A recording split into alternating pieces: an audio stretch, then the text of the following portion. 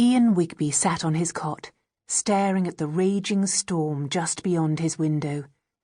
It seemed that Lady Lightning and Master Thunder were having another argument, or so the headmistress, Madam Dimbleby, liked to say.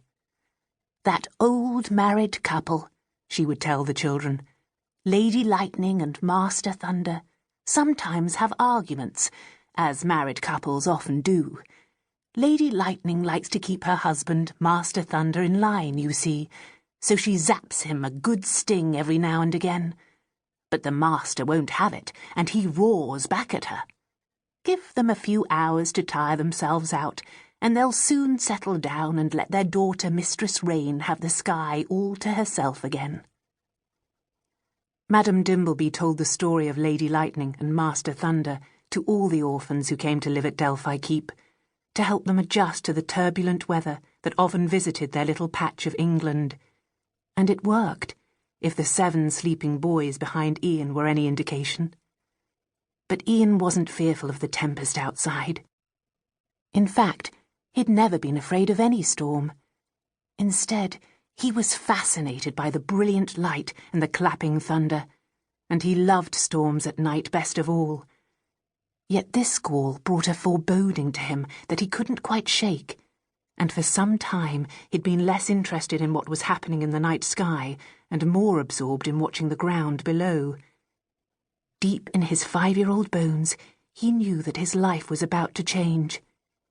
Intently, he watched the road leading to the keep, a thin strip of black that he was just able to make out every time Lady Lightning sent a snap to her husband.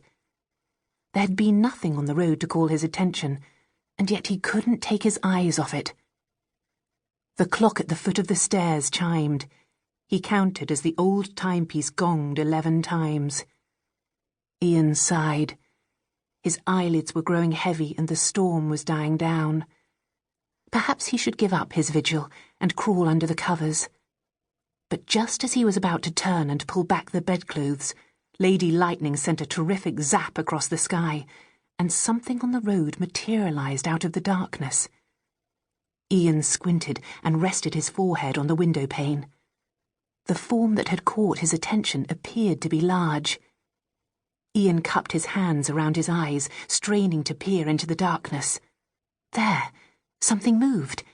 In fact, it was racing along the road toward the keep. As he watched, he began to put features to the form. It looked like a man on a horse, riding hard through the rain. Ian's mouth fell open. He'd been right. Something exciting was about to happen. He jumped out of bed and trotted on tiptoe to the other end of the long room, past the double rows of sleeping boys. He paused at the door and placed his ear at the crack. Soon he was rewarded with the banging of a fist on the heavy oak door of the keep. For a moment, the interior of the old fortress remained quiet, but just as he was about to open his door to get Madam Dimbleby, he heard her shuffling down the hallway with her cousin and companion headmistress, Madam Scargill. "Who could that be at this hour?" he heard Madam Dimbleby ask. "Whoever it is should be taught some manners," Madam Scargill complained, as more pounding echoed from downstairs. Ian opened his door a crack and peered into the hallway, catching a glimpse of the back of Madam Scargill's head as she descended the staircase. He waited a beat, then stepped into the hallway and crept to the railing. There was an old table butted up against the wooden slats with a small hole in the back that would give him both cover and a convenient spy hole.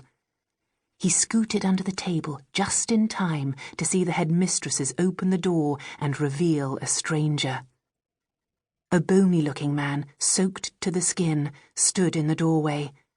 His hair was long and stuck to his unshaven face. He wore a tattered coat and large black boots, and in the dim light he appeared quite frightful.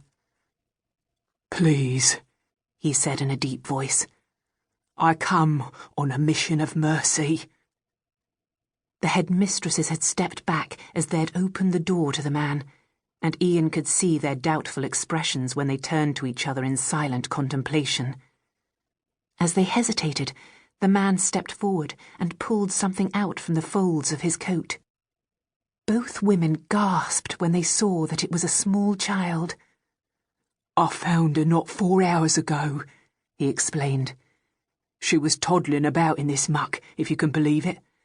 I took her home for a time to wait the rain out, but I don't have any food fit for her, and up until a bit ago she was fretting as bad as this storm." "Oh, my," said Madame Dimbleby, as she hurried to take the child. After hugging the toddler to her chest and pulling the folds of her shawl about the babe, she asked, "Where on earth did you find her?"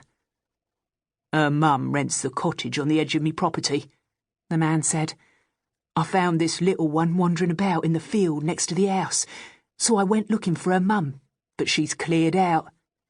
"Cleared out?"